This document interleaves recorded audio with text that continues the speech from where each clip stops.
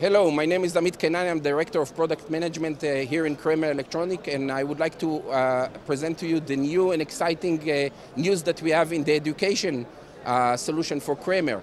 We already have, for a long time, a solution for active learning, for wired and wireless presentation using our new and enhanced VS1616 DNEM, which is our modular metrics that allow you a solution for many usage in the conference room.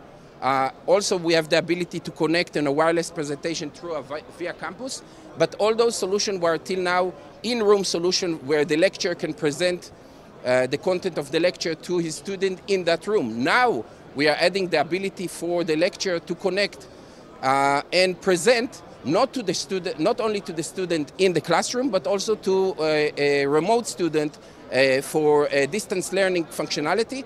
And here what you see is that we are connected, and let's say I am the lecturer. I'm presenting right now the lecture, and this lecture can be viewed also by our student, even in their phone, as you can see. And this is live and kicking directly from ISE all over the internet and can be viewed worldwide right now.